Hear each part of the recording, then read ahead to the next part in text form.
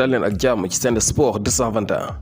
mercato des Lions Mbaye Niang ak Pape Alioune Ndiaye yëpp tey jii ñu ngi foofale nga xamante ne mooy ci Arabie Saoudite yéen a ngi fàttaliku ni ki démb ñu doon xamle ci kayiti xibaar ne kii di Pape Alioune Ndiaye ñetti match a ngi nii Fatih Karagümrük di ko football muy foofu la ca Turquie te gisuñu ko kayiti xibaar yi doon fesal ne kii di Pape Alioune Ndiaye amaana dina dem fële nga xamante ne mooy ci Arabie Saoudite tey ji nag mbir mi leer na officiel na Pape Alioune Ndiaye Stoke City gi ko xamante ne ñoo ko able woon foofu la ca club bii di Fatih Karagümrük jamono yi ñoo ko ablewaat fële nga xamante ne mooy ci Arabie Saoudite ci club bii nga xamante ni moom la ñuy wax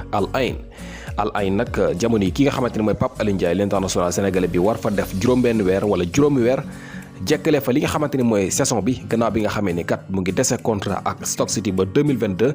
kon ki nga xamante ni mooy Pape Alioune Ndiaye Stoke City ñoo ko able fële nga xamante ne mooy ci Al Ain jamono yi nekk fi nga xamante ne mooy ci Arabie Saoudite Mbaye Niang moom itam nekk beneen international sénégalais nekkoon foofu la ci stade de Rennes toll ci 26 ans moom itam daal dinay dem fële ci Arabie Saoudite waaye ci beneen club bi ñuy wax Al Ahli moom Mbaye Niang ñii di stade de Rennes ñoo ko daal di able moom itam ay mbiram officiel na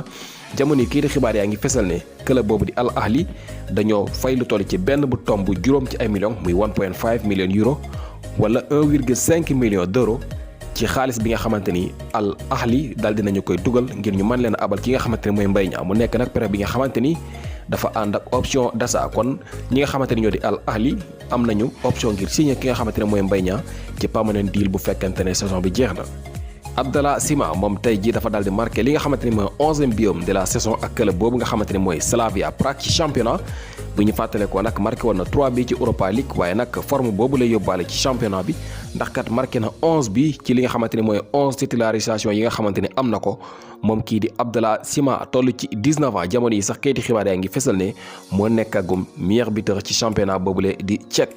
ki nga xamante ni moom la ñuy wax Moussa Konaté moom itam daal dinañ marqué tey jii ci match bi nga xamante ni ñii di Dijon amoon nañ ko seen diggante ak Montpellier donte ne dañ leen a dóor ndax kan Montpellier dafa dal di dóor Dijon 4-2 waaye ki nga xamante ne moom la ñuy wax Moussa Konaté dal di marqué benn bal ci jongante googule loolu may ko sax mu am 4e biom de la saison ndax kat bu ñu fàttale ko yàggul bi mu ñëwee foofule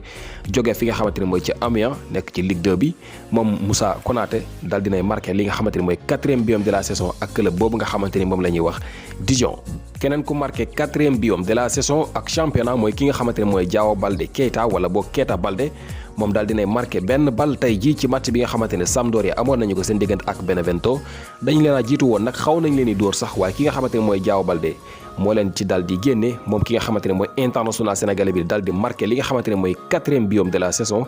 ci 4 wala 5 titularisation yi nga xamante ni amagum na ko ci championnat bu ñu fàttale ko nag moom kii di Keita Baldé li ko xaw a tardeel dafa amoon ay blessures yi nga xamante ne daloon na ko moom 5 titularisation képp la amagum ak club boobu di Sampdoria waaye nag góorgóorlu na ba marqué li nga xamante ne mooy 4 bi ci li nga xamante ni mooy championnat. dañu koy jeexale ak football local Ligue 1 sénégalaise dañ doon joué li nga xamante ne mooy 6e journée bi ni ki démb ñu joxoon leen sax li nga xamante ne mooy résultat wu match yi fi xewoon tableau championnat bi rek bu ñuy xool ci Ligue 1 bi jamono yi Jaraaf moo nekk ci bopp classement bi ak 13 points Jàmbaar moo nekk ci 2e place bi ak 11 points Teungueth FC jamono yi moo nekk ci 3e place bi moom itam am 11 points bu dee Ligue 2 bi nag jamono yi Linguère moo nekk ci top bi maanaam moo ko top ak 16 points ki nga xamante ni nag mooy Kër Madior moo nekk ci 2e place bi ak 11 points Amitié FC nekk ci 3e place bi ak 11 points